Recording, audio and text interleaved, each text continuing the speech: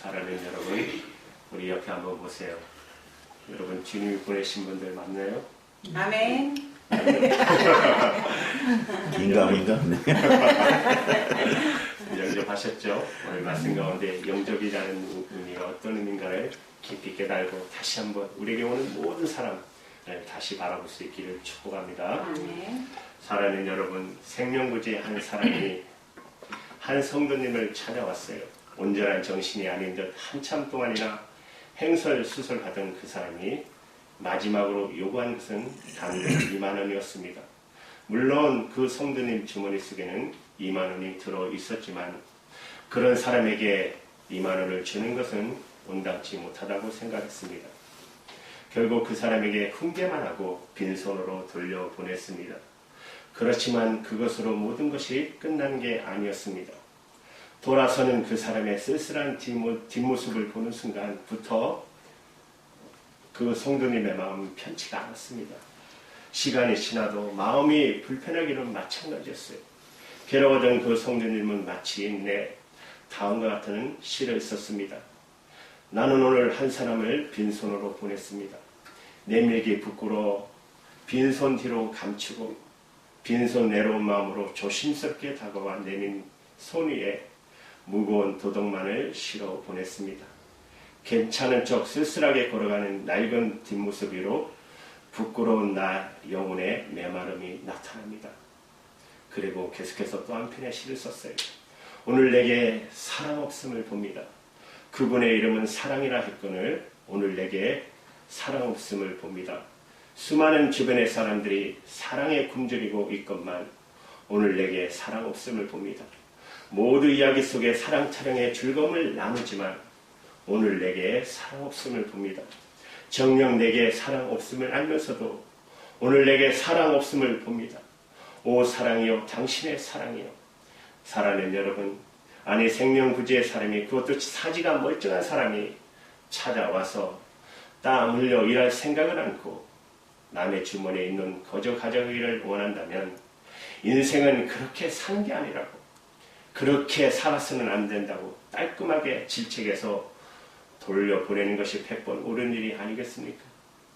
그리고 툭툭 손 털고 모든 것을 잊어버리면 그만 아니겠어요? 그런데 왜 이 성도는 그것을 잊지 못할까요? 왜 그렇게 그에게 단돈 2만 원을 주지 못한 것을 괴로워하며 자기가 이렇게 질책하고 시를 쓸까요? 그 성도님은 주님께서 택하신 주님의 사람이기 때문에 그렇습니다. 주님께 택함받은 그리스도인들은 세상 사람들이 당연하게 생각하는 것을 당연시 할 수가 없는 것입니다. 그래서 때론 세상 사람들과 똑같이 행동하는 잘못을 저지르기도 하지만 세상 사람들과는 달리 이내 이것을 후회하고 괴로워하며 자기를 질책하게 되는 것입니다. 그래서 자기에게 도움을 요청하는 사람을 훈계만 하고 빈손으로 돌려보낸 성도님이 그로 인해 마음 아파하는 그야말로 그가 주님이 택하받는 그리스도인이 되었다는 증거인 것입니다. 사랑하는 여러분, 이 성도님처럼 후회하신 적 있으십니까? 제가 눈물이 나네요. 내가 너무나도 이런 실수를 순간 많이 하지 않았나 하는 생각이 저에게도 마음에 이입이 되는 것 같습니다. 네 사람이 배를 타고 가다가 갑자기 큰 폭풍을 만났어요. 네 사람은 모두 합심하여 하나님께 도와주기를 큰 소리로 기도했습니다.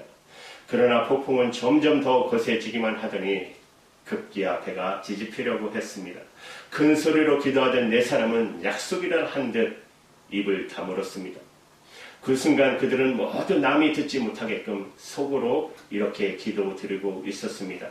하나님, 저 세 사람들은 버리실지라도 저만은 살려주실 줄로 믿습니다. 우리가 흔히 행할 수 있는 이기적인 기도입니다. 상대가 누구이든 나의 경쟁자 되는 사람이면 모조리 짓밟고 나의 목적을 성취하려는 것은 치열한 경쟁 사회 속에서 조금도 이상한 일이 아닙니다.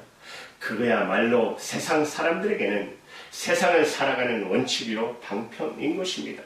그렇기에 세상 사람들은 그런 일에 이 성도님처럼 가책을 느끼거나 후회하지 않습니다.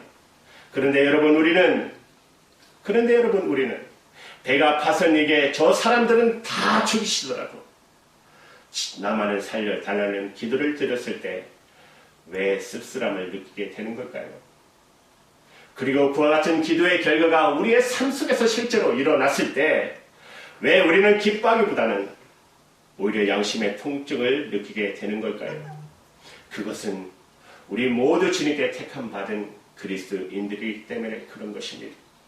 그리스도인들은 그런 생각, 그런 식으로 살아서는 안 된다는 것을 누구보다도 잘 알고 있기 때문에 예수님께서 이제 십자가의 죽음을 목전에 두고 사랑하는 제자들과 마지막 만찬을 나누시고 그리고 식탁을 물리치신 다음 고소를 입고 수건을 허리에 두르신 후 대야에 물을 붓고 제자들의 발을 친히 씻겨 주셨습니다.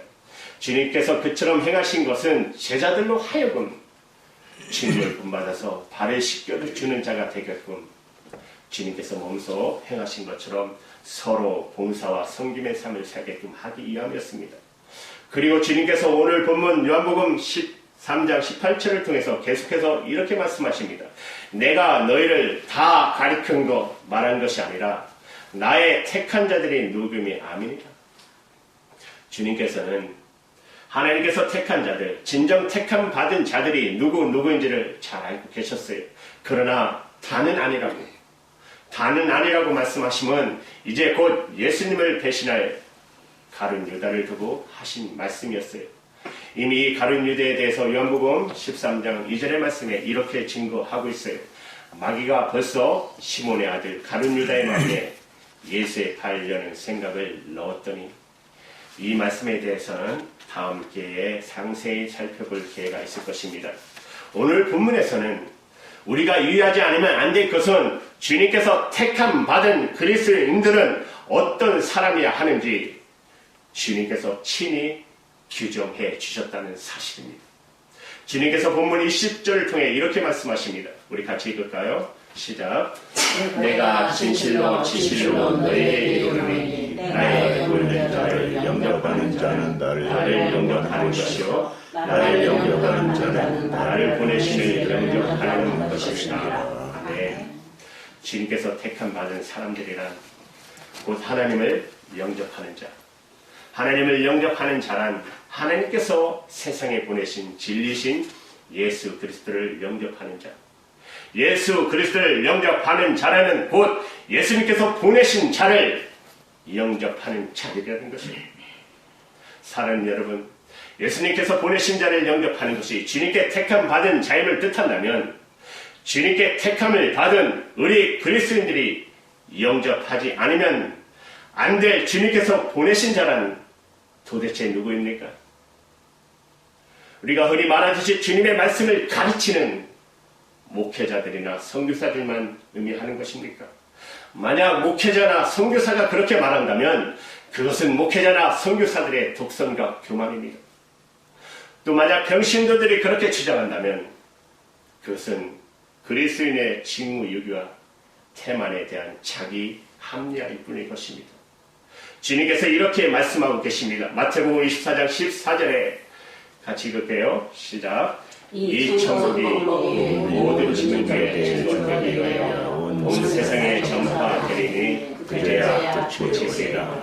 여러분 계속해서 마태복음 28장 19절 20절을 보시면 그러므로 너희는 가서 모든 족속을 제자 삼아 아버지와 아들과 성령의 이름으로 세례를 주고 내가 너에게 분부한 모든 것을 가르쳐 지키게 하라. 그리고 여러분 그렇게 유명한 사도행전 1장 8절의 말씀을 보십시오. 같이 읽을까요? 이 말씀은 시작. 오직 성령이 너희에게 임하시면 너희가 권능을 받고 예루살렘과 온 유대와 사마리아 땅끝까지 이르러 내 증인이 되리라 하십니다. 아멘. 주님께서 이처럼 모든 족속, 모든 민족, 땅끝까지 이 복음이 전파되기를 원하시는 것은 이 세상의 모든 사람을 사랑하시기 때문입니다. 이 세상 만민이 다 돈 받기를 원하시기 때문에 그렇습니다. 그렇다면 저와 여러분 그리스도인이 된 우리는 이 세상을 살아가면서 우리가 만날 수 있는 모든 사람이 우리가 영접해야 할 사람들이라는 것을 깨달으셔야 됩니다. 우리가 매일매일 접하거나 접할 수 있는 모든 사람들, 신은 주님께서 우리에게 보내신 자이됨을 인식하셔야 합니다. 이것을 바로 알고 행할 때 우리들 그리스도인들을 통해 주님의 참사랑과 생명은 이 세상 속으로 확산될 것이고, 그리고 그리스도인과 교회는 수적으로 증가하게 될 것입니다. 이로 인해 세상의 평화 정의는 확장으로 연결되는 것이기 때문에, 그러므로 무엇보다도 그 같은 여러분 이 사명과 인식을 행동 속에서 그리스도인들은 주님께 선택받은 자답게 그 인격과 마음과 영혼이 강건하고 바로 세워져 갈 수 있는 것이에요. 여러분 아침부터 저녁까지 만나는 모든 사람을 주님께서 보내신 사람으로 알고 영접하는 것이 그리스도인들의 성숙한 삶의 태도라면, 영접한다는 것은 도대체 무엇을 의미할까요? 쉽게는 받아들인다는 의미입니다. 내가 생각하는 모습이 아니라 나와는 다른 생각을 품고 있다 할지라도 그 사람이 그가 나에게 불의한 일과 악을 강요하지 않는 이상 그 사람을 받아들이는 것이에요. 그 사람을 수용하는 것입니다. 그 사람이 가지고 있는 모습, 그 사람의 생각, 그 사람의 뜻을 있는 그대로 존중해 주는 것입니다. 그러나 여러분 한 단계 더 깊이 들어가면 영접한다는 단어는 담당한다는 뜻을 가지고 있습니다. 마태복음 8장 16절과 17절의 말씀에 이렇게 증거하고 있습니다. 점을 내 사람들이 귀신 들린 자를 많이 데리고 예수께 오거늘 예수께서 말씀으로 귀신을 쫓아내시고 병든 자들을 고치시니 이는 선지자 이사야로 하신 말씀에 우리 연약한 것을 친히 담당하시고 병을 짊어지셨다함을 이루려 하십니다. 여기서 주님께서 하신 말씀, 우리 연약함을 친히 담당하셨다는 단어가 바로 영접하다는 의미의 람바노라는 헬라어입니다. 사람을 영접한다는 것은 상대에 있는 모습 그대로 인정하고 존중하는 것으로 그치는 것이 아니라 그의 부족함과 연약함을 적극적으로 채워주고 또 대신 담당해주는 의미인 것입니다. 마치 여러분 주님께서 저와 여러분의 우리의 부족함을 채워주실 뿐만 아니라 죄와 사망의 운에 빠진 우리의 연약함을 친히 담당해 주시기 위해 십자가를 지신 것처럼 말입니다. 주님께 택함을 받은 그리스도인들이란 이것을 이미 알고 있는 사람들입니다. 왜냐하면 주님께서 당신이 택한 사람들에게 주님의 마음 십자가의 그 사랑으로 우리를 이미 일깨워 주셨기 때문에 그렇습니다. 그래서 우리가 주님의 마음을 도외시하고 도움을 간구하는 자의 연약함을 담당하기를 외면하고 거부하면 돌아서는 그 순간부터 우리 마음은 고통스럽고 불편해지는 것입니다. 내 주위에 있는 수많은 사람들을 짓밟고 그 주머니가 터지도록 목적을 성취했다 할지라도 그로 인해 얻은 만족은 순간적일 뿐 이내 우리 마음은 씁쓸해지고 말할 수 없는 무력감에 빠져버리고 말게 되는 것입니다. 왜 그럴까요? 그건 주님께서 원하시는 그리스도인의 갈 길이 아니기 때문에, 시할 행동이 아님을 분명히 알고 있기 때문에 그런 거예요. 그 반면에 내 주머니가 텅 비어 물질을 나누지 못할 망정 마음이라도 진심으로 상대의 연약함을 담당하고 나누려 할 때 우리 마음속에는 말 수 없는 큰 기쁨과 새로운 힘이 솟구치게 되는 것입니다. 그 순간만큼은 우리의 마음에 진리의 지배를 받고 있는 까닭이시죠. 우리는 모두 주님께 택함받은 그리스도인들입니다. 그렇게 우리는 매일매일 만나는 사람들과 어떤 관계를 맺으며 살아가야 할지를 너무나도 잘 알고 있습니다. 그렇다면 우리 앞에 두 가지의 삶의 길이 있을 수 있습니다. 하나는 모든 사람을 영접함으로 진리가 주는 기쁨 속에서 사는 길이요, 또 하나는 내 감정대로 내 욕심대로 사람을 대하느라 늘 후회하며 괴로운 심정으로 살아가는 길입니다. 여러분 지금 어떤 길을 걷고 있으십니까? 지금 걷고 있는 자신의 길에 대해 정말 진지하게 생각해 보신 적 있으십니까? 여러분은 여러분의 인생은 단 한 번밖에 없는 기임을 알고 사십니까? 정말 인생은 단 한 번뿐이라는 사실을 믿고 계십니까? 우리가 정말 진실로 우리 인생이 단 한 번뿐임을 알고 믿는 자라면 내 감정대로 내 욕심대로 사람을 함부로 대하고서 날마다 후회하고 괴로워하느나 그 한 번뿐인 인생을 의미 없이 날려버릴 수 없을 것입니다. 사랑하는 여러분, 우리는 참으로 한 번간 세월은 인생은 다시는 되풀이할 수 없다는 사실을 믿는다면 내 가족부터 시작해서 매일매일 만나게 되는 모든 사람에게 이르기까지 상대의 연약함을 담당하며 그들을 영접하는 삶을 살 수밖에 없을 것입니다. 그것은 바로 그들을 내게 보내주신 주님을 영접하는 것이기 때문에 한 번뿐인 자기 삶의 의미와 가치를 극대화할 수 있기 때문에 여러분, 한국에서 의사이신 한 집사님의 고백입니다. 예전에는 예수 믿기 전에는 제일 귀찮은 사람이 퇴근 시간 임박해서 혹은 아예 지난 데에 찾아오는 환자였답니다. 이해가 가시죠? 그죠? 비즈니스 하시는 분들은 더 그럴 거예요. 하루 종일 환자 진료하느라 지친 몸을 추스리고 집에 가려는 시간에 예고도 없이 찾아오는 환자는 얼마나 성가시고 짜증스럽겠습니까? 그런데 주님을 믿는 크리스천이 된 지금은 그런 환자들도 따뜻하게 맞아든다고 합니다. 그 이유는 그 사람이 바로 예수님일 수도 있다는 생각 때문에. 그분은 늦게 온 환자의 연약함을 담당해 주면서 실은 예수 그리스도를 영접하고 있는 것입니다. 그래서 그의 삶은 그리스도의 안에서 날로 향기롭고 성숙해 가고 있는 것입니다. 전에도 말씀드리겠지만 제가 짧은 시절에 어르신들을 섬길 수 있게 하나님께 은혜를 베풀어 주셨어요. 7년 동안 그분들의 발이 되어 준 적이 있습니다. 주일날 새벽기도 금요 찬양까지 일주일에 한 4번 정도는 제가 왔다 갔다 했던 것 같아요. 7년 동안. 근데 금요 철회 예배 하면은 늦게 끝나잖아요. 그 예배가 다 마치고 끝나고 밤늦게 이제 모셔다 드리면 내신 분들마다 하시는 말씀이 있어요. 감사합니다. 주님과 함께 가십시오라고 하세요.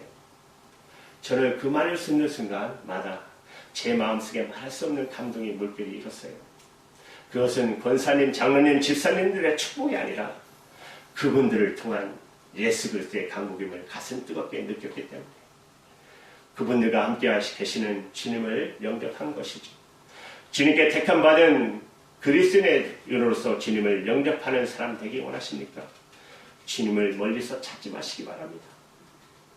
지금 옆에 있는, 아까 제가 여러분들 말씀하셨죠. 지금 옆에 있는 분.